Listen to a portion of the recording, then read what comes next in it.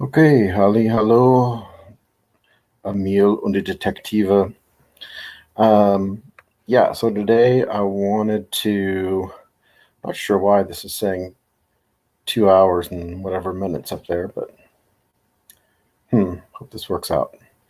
Um, I do want to, like I said, go over this slideshow that traces this route that Emil takes through Berlin and ends up well, where we've left off there at Nikolsburger Platz having their little meeting, but then obviously the story moves from there and goes further northeast of there, I guess, in Berlin. And then eventually at the very end, I'll show you where the story ends up, I guess, at least where the climax of the story ends up when things get all kind of made right then for Emil. Okay, so let's look first. Let me try it.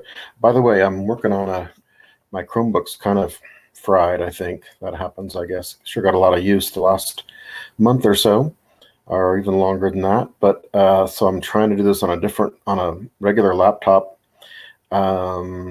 And so far so good, but let's see if it does this any better. Let's do live screen. I'm going to try to go, that's right, full screen on you here. Okay. Now, see if it likes this. Good. So far, so good. All right. See if I hide that. Great. So, Emil und die Detektive auf der Jagd nach Herrn Grundeis, on the chase for Herr Grundeis in Berlin. And that's where we're headed. So, I looked up a while back the city of Neustadt. Turns out that there are many cities named Neustadt in Germany. 1, 2, 3, 4, 5, 6, 7, 8, 9, 10, 11, 12, 13, 14, 15, 16, 17, 18, 19 cities named Neustadt. And then a 1, 2, 5, districts or boroughs of larger cities like Hamburg, Bremen, Marburg, okay, that are also called Neustadt. So where is Emil? We don't know. Could be Neustadt's a pretty general city. New, it literally means, you know already, Neustadt, new city. So wouldn't be, there's New York and New Jersey and new everything. There's even some German in Germany or in Texas. There's a city called New Ulm, and Ulm is a German city. That's New London and anyway, all kinds of stuff. This is just Neustadt, very generic name. I would like to think that it's the one that's located on the what's known as the Weinstraße, which goes through Rhineland, the Rhine region of Germany. But I could be wrong. I looked it up before this, and it turns out that Neustadt is, it's like 50,000 inhabitants. Well, it might not have been that big back in the 1920s, but here's what I want to think Neustadt looks like. Look at that. Is this Emil's Neustadt? I don't know, but I wish it were. Yeah. It might be a little big. But something like this, probably something very quaint is what Eric Kästner had in mind. All right, well, let's get on it then. So Emils Mutter gibt ihm 140 Mark. So since I've been alive, they have, before the euro, they used the term Deutschmark. Now, Germans would just say Mark, with singular and plural. Mark, 100 Mark, oder eine Mark. But But the official, like we have a dollar sign, theirs were the letters DM, Deutschmark. And before that, though, well, I should say, I think they've changed currency even another time in between then and then. But in the 1920s, though, they still referred to their money as a Reichsmark, a Reichsmark. And this was the currency that eventually became extremely inflated and, where people had to have a barrel full of bills to go buy a loaf of bread and things like that. But this was, I think this takes place a little before then, but this is the 140 Reichmark. She gave him a 100 Mark Schein und zwei 20er Mark Schein. Just so you know, now I never saw many 100 Deutschmark bills, but I think it's interesting here. This woman, who is of a aristocratic family of southern Germany, of Nuremberg, that area, this woman was the figure on the 20 mark bill, of the modern 20 mark bill, right, that stopped being used earlier in the 2000s. But anyway, this was Tuchner, or Tucher, Tucher, I think it's her last name, and she was part of that family. Anyway, I thought that was kind of interesting. So how do they get to the train station? Well, they take a Pferdebahn. And as I was looking for a picture of Pferdebahn, I wanted to add that to this. First one that popped up was one from New York City, but from the late 19th century, 1895 here. So we had Pferdebahn in the United States. I didn't really know that or really ever think much about it, but it makes sense. You can see there are tracks here let me get my little, okay. There are tracks here in the ground, and this car is actually running on tracks, but it has no motor or anything like that, or steam or whatever. It is just pulled by horses, and people would be inside the thing there, inside the car. Obviously, they were in Germany too. These are two from Germany, pretty much the same concept. You can see they've already started selling advertising on these things, much like buses today. I've never seen a city bus that didn't have advertising on it. It's just wasted space, I guess, if you don't advertise. But again, you see the tracks here in the ground, and that's how they got around before that. She takes her son to the train station, and while this is not a old picture, it is a 1920s locomotive, and this would have been the kind of train that they would have gone on. I believe this is a steam locomotive, but I think the one in the story actually is a coal driven, or coal fueled, that's the right word, train, because he talks a little bit about that. And in his dream, he ends up in this area up here, and he talks about the coal. Good. Well, all the stuff happens in on the train, falls asleep, probably gets drugged, and he ends up needing to, although his mom warned him many times, don't get off any other place in Berlin, get off at Bahnhof Friedrichstraße, he decides he's got to get off the train at Bahnhof Zoo to chase Herr Grundeis. So this is actually, you can't really see much of the Bahnhof, but I gave this picture for a reason, because this area right here, you'll see this kind of arch-shaped thing here. It's because there's a street right here that runs, these people are actually crossing at the intersection of the street. And I think this is from the 1920s. Let me see if I'm pretty sure it is. But this right here, this little store, and this there's a clock right here, and I think you'll see it in a minute in a new picture. This is it right there. They still have the clock right there. And it's a bank, actually. It's not really a bank. It's a place where you can, they have ATMs there. You can get phone cards, and you can cash a traveler's check. And what else can you do there? You can get a advance on your cash advance and a credit card. It's a chain of banks in Germany called Reisebank, and they're always usually located near a train station or airport or in an airport even. Oh, they also exchange money. That's another big thing they do, from currency, from say US dollars to euros or something. But those people in that picture here, there's the clock, and wherever this little shop right here is, like a cigar or cigarette shop right here, and these archways right here, that's that right there. There's no longer an archway, it's just the overpass for the trains, and you can walk underneath that overpass, and there's actually some stores underneath there, but that's the same spot right there. And this is obviously the full name, Berlin Zoologischer Garten. And you can see the trains in there, and they look kind of similar. I'll show you in a minute. Bahnhof Friedrichstraße, they have kind of the same architecture, and they always have. They kept it whenever they've rebuilt it or something.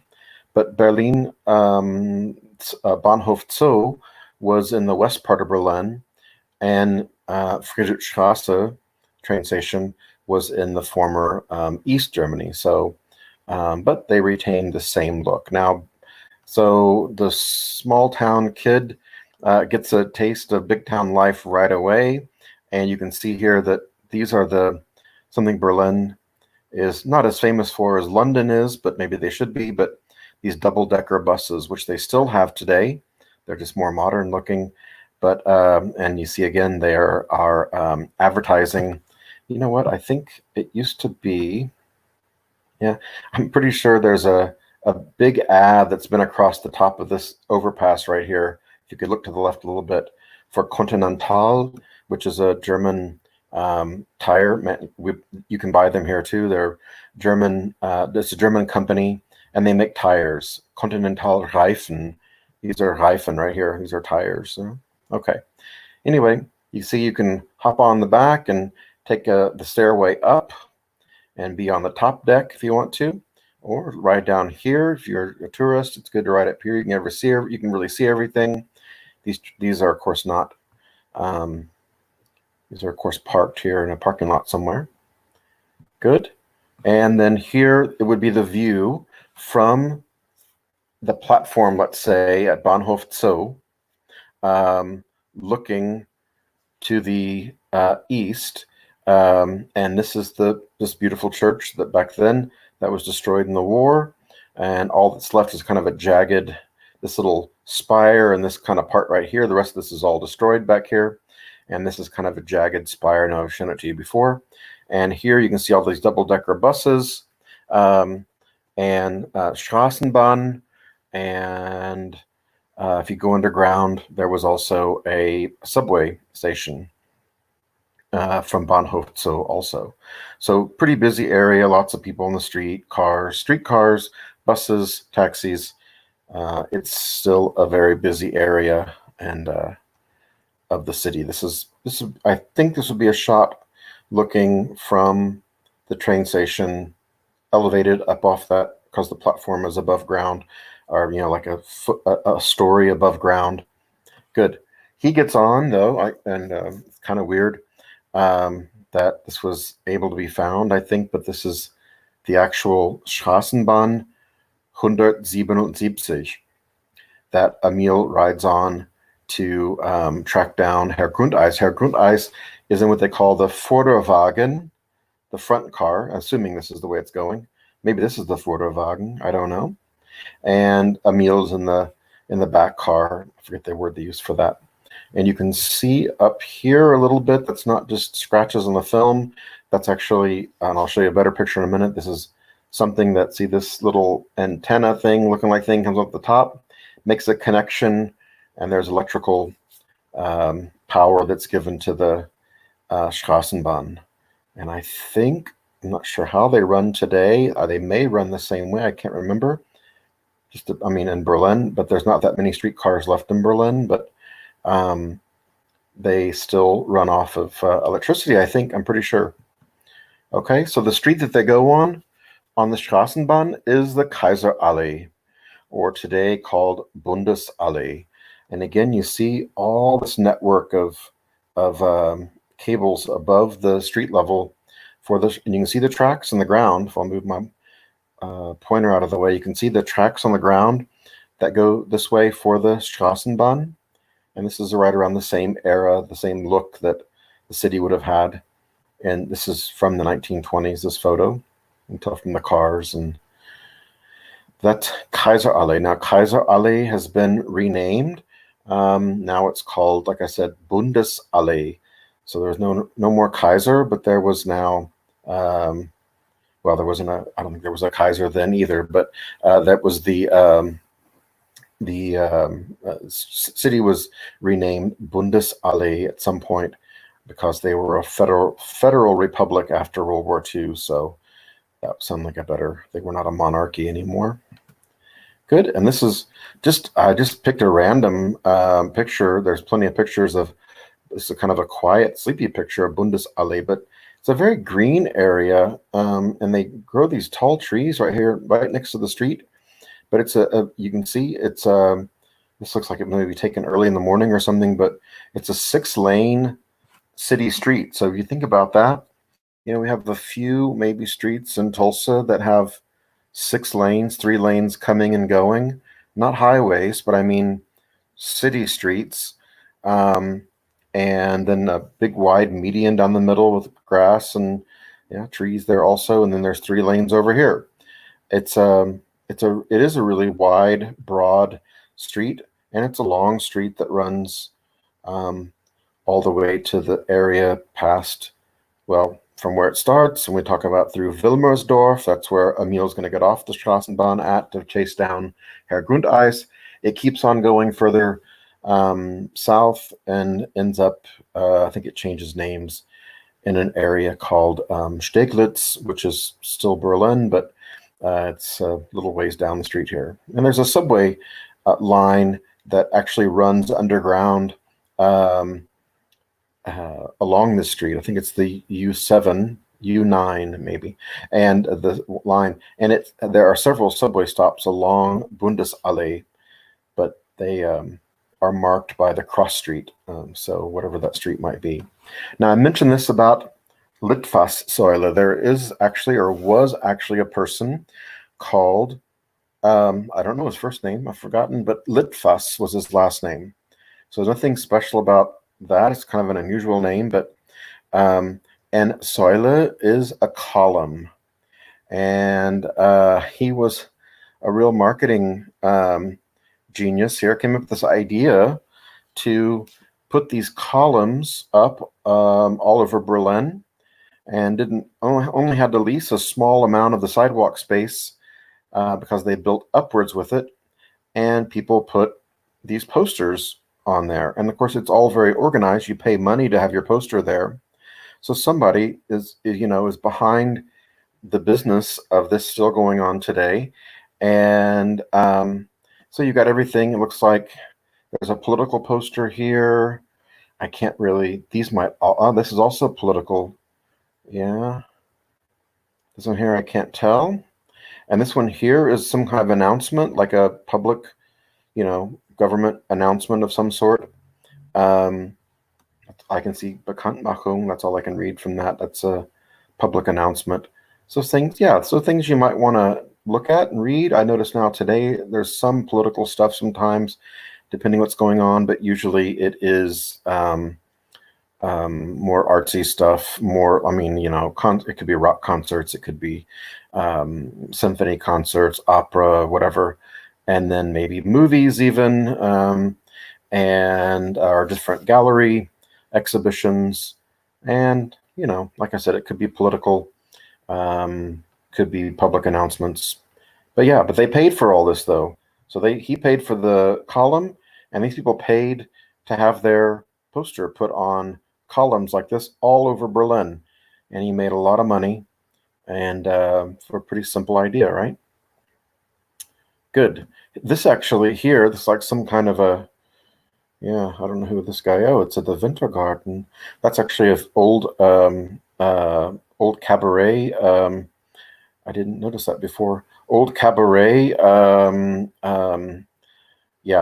nightclub. And it says open air. That's Anyway, it's actually indoor, but I'm not sure what maybe there's some kind of courtyard or something, but I'm not sure what this show is. But anyway, this one looks like it's fairly bare, other than this huge poster on it. Oh, I see here. It's sponsored by Wintergarten. It's actually at this outdoor theater here.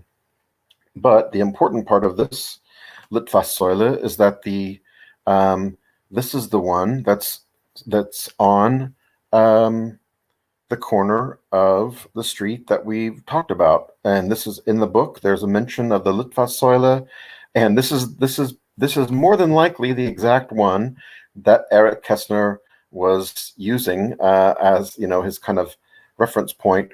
And yeah, these things have been where they are for a long time, since I don't know when they started, the early 20th century. So, and this is supposed to be the same one that Erich Kästner was talking about in the story. I can't remember exactly where that was, because although he mentions it in the story, but I think Emil sees this one outside the window of the Straßenbahn. Well, now switching locations, a little ways across town, it's a little ways, is Ponyhütchen and Großmutter warten am Bahnhof Friedrichstraße und sie warten auf Emil. Aber Emil ist nein, Emil ist wo ist Emil? Emil ist am Bahnhof Zoo ausgestiegen. Ja, das ist problematisch.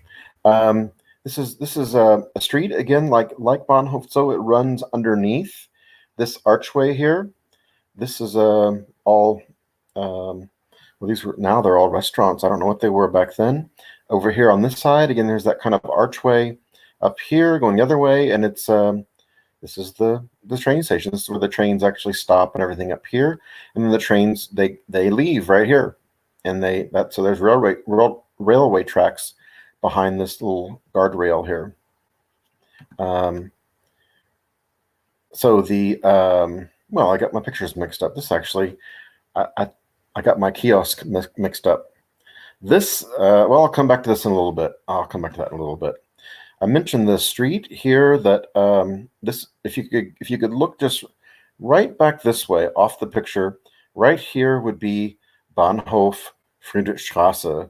And Pony and Großmutter, they go home and they cross over this bridge, the Weidendammer Brücke.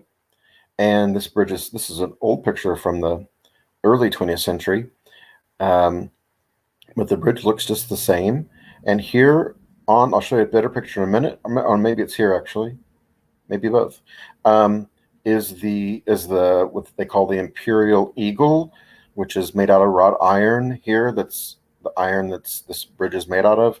And of course that still remains, although the Prussian eagle is not really part of this. Is that a word? Symbology of this country of Germany today. But no, they left it there. It's historical, and the bridge is an old bridge. Let me see here. There it is, up close. This Imperial Prussian with the crown on top here of Preußen or Prussia. And the eagle is still a part of Germany's symbology as well. I think if you remember back that far, I've got a German flag in my room, and it's not a typical German flag, because it's only used for federal buildings and for federal offices, and it has a eagle on the flag, and that's just what it indicates. That's a federal office there or something. I think, let me back up one, because just as interesting as this may or may not be to you, this is not all too far from the Reichstag. And next to the Reichstag was the used to be in the Third Reich with Hitler, there was around the corner, down the street a little bit, was the Reichskanzlei, which is where Hitler's offices were, but also behind the Reichskanzlei was Hitler's bunker. And as people decided to escape out of the bunker after Hitler committed suicide, there was one group that came this way, and they crossed over the Weidendamer Brücke. Another group went another way and crossed over another bridge. They were not as successful as this group was, but that bridge is really not that far down the river. They just went a different way. Another angle of Berlin Bahnhof Friedrichstraße, and here's the traffic goes right through, and you can see there's a U-Bahn Station right there. I see a little U on that sign there, and of course there's businesses underneath here, but there's that archway again. This is looking from the south, looking north. Yes, and I think that's right. I really can't know for sure. But anyway, lots of people again, cars, all that going on. But that's this train station. Oops, here's what it looks like today. Hasn't changed a whole lot. It's just busier, and they have a McDonald's there now. And they've got like this kind of double arch thing going on here. So if you look here, there's one big arch, but when they rebuilt it at some point, still says this, still got an U-Bahn Station. These are Straßenbahn, these are streetcars here. And I do see those cables above here that they run electricity through. And yeah, okay, these places are all high end. This is actually kind of a trendy area now to live in, or to not live in, but there's lots of restaurants, and they're underneath the train tracks, and the trains go overhead. Anyway, and they've got local trains and long distance trains. That's the S-Bahn. It's not a Straßenbahn. S-Bahn is this thing here that runs above ground like an elevated train through the city. But regular trains park here as well. There you go. That's it today. There's that bridge today. Right over here would be, if I'm looking at it right over here, would be Friedrichstraße. Enough about that. So back to Emil. Emil gets puts himself behind the Zeitungskiosk.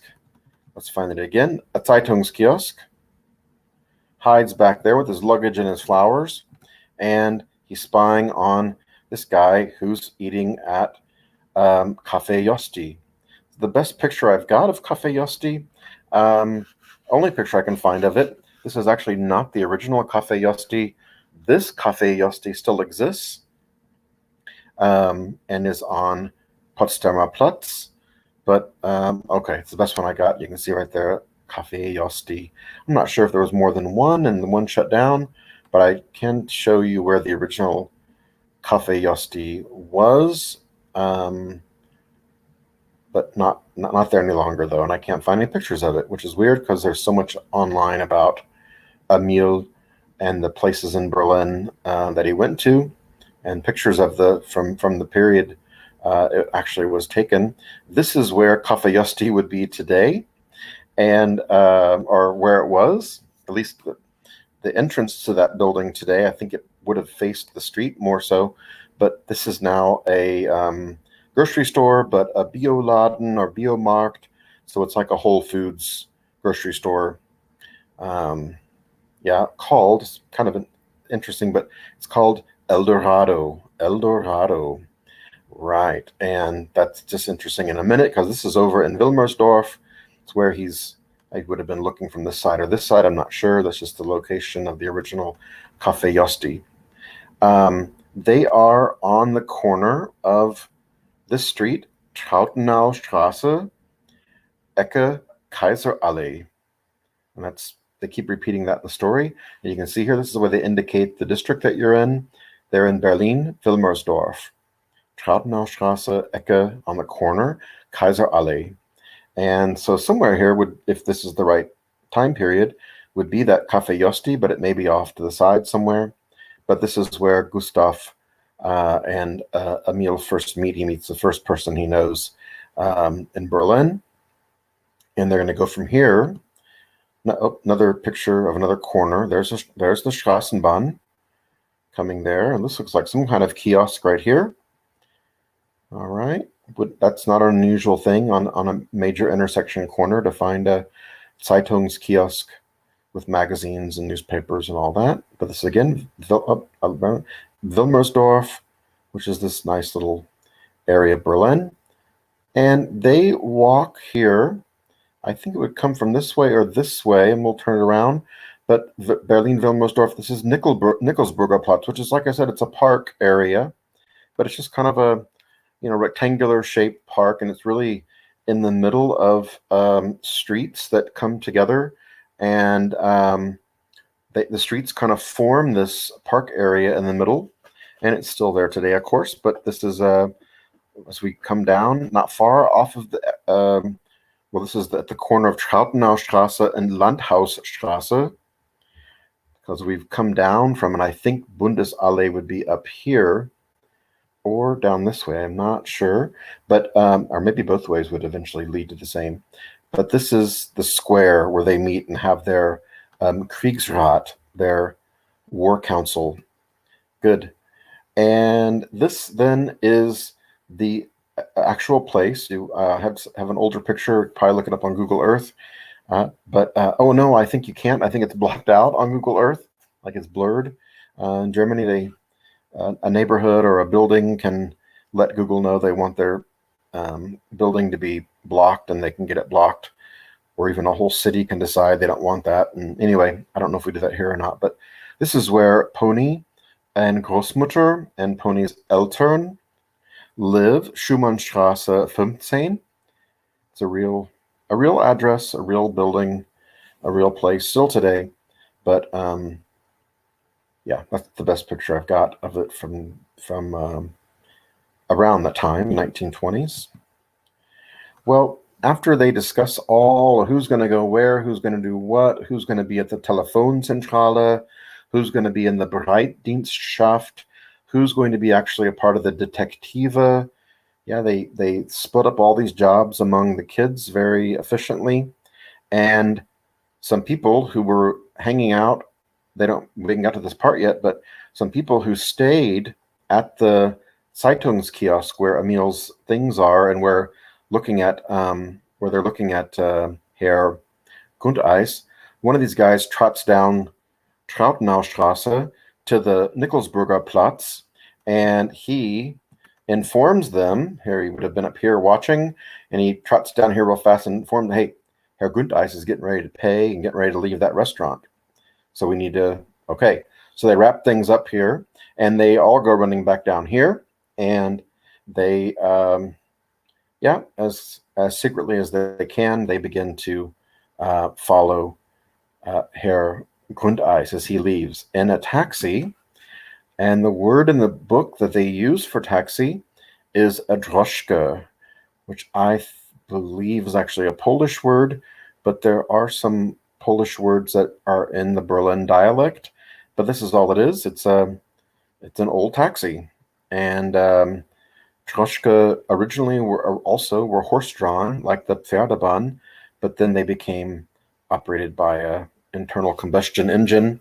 And yeah, driver sits up here and the passengers sit back here.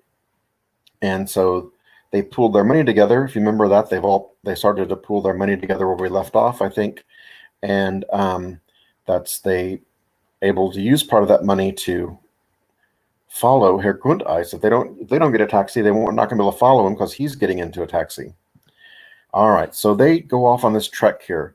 They go off away from Trautenaustrasse. Trautenaustrasse continues going the other way, across Bundesallee, going the other direction, and they get onto Martin-Luther-Strasse. Now they're into a different district called Schöneberg, and Schöneberg is right next to, right next to Wilmersdorf, and but a different district. But now they're on Martin-Luther-Strasse as they're following him in the droshka. And then they come to the Ecke, there's that word Ecke again, if you can read that, of Motzstrasse und Martin-Luther-Strasse. And they turn onto Motzstrasse, both of them in the taxi, keeping an eye on the clock, on what their fare is going to be, because they don't have that much money. So they're hoping that Herr Grundeis doesn't go too far, because they can only afford to go so far with the money they have with them. All right, and then they go through this area called, this is a beautiful square. I don't think I got a modern picture, but it still has this archway, this kind of Greco-Roman looking thing here going on, but it's called Victoria Luisa Platz, and it's kind of a very elegant square. Even the buildings around it are elegant, and the restaurants, there's lots of restaurants and cafes that surround. It's a circular, kind of like a traffic circle. So the cars that come in, they have to drive around it's because it's not really a square, it's a circle. You can call it Victoria Luisa Platz, but it's not a square. But it has this big fountain in the middle and lots of gardens, and it's very, very nice, um, and then just a nice little corner of Schöneberg. One of my favorite little areas. It's really pretty good. And they eventually, after you come out of that square and you go a little bit further down Motzstrasse actually ends, I believe it ends there, but at least intersects with this larger square called Nollendorfplatz. So we've got Nikolsburger Platz so far. We have got Victoria Luisa Platz, and now we have Nollendorfplatz. Again, these are all real places. You can see this is a much busier square, not quite as serene and pastoral as Victoria Luisa Platz, but the double-decker buses, the streetcars, the cars, the droshka, the people, and this is a big square. It's actually not even the whole thing in this picture here. And the detectives, they find a place to go down some courtyard entrance, maybe down here somewhere, behind this movie theater. And I only said earlier, it's interesting, this movie theater that they find a little spot to hide in or to get together and meet is the theater's called the El Dorado. Yeah. And it's not called that in the book. It's just called, it's referred to as Das Kino, but the one that was there, is called El Dorado. And then that Bioladen, that Whole Foods type store, was also called El Dorado. Could be a coincidence. If it's not a coincidence, it's kind of a strange thinking was, hey, let's call this area that used to be Cafe Yosti, this building used to be Cafe Yosti, and name it after the movie theater that wasn't even mentioned. The name wasn't even mentioned in the book, but we know what it was called, and we'll call. Nah, I don't know. It seems like too much of a coincidence, or it seems like an odd coincidence. Anyway, I think it is just that though. Anyway, movie theater, Kino, El Dorado, not there anymore, but that's where I don't know for sure, but they found a passageway to get through here and met in a little Innenhof or courtyard behind the building because Herr Grundeis. Oh, here's the picture. This is Nollendorfplatz today, and there is a streetcar, or not streetcar, sorry, S-Bahn that runs through here. So an elevated train, looks like regular train, but it's not. And then also there's a U-Bahn-Station underground there.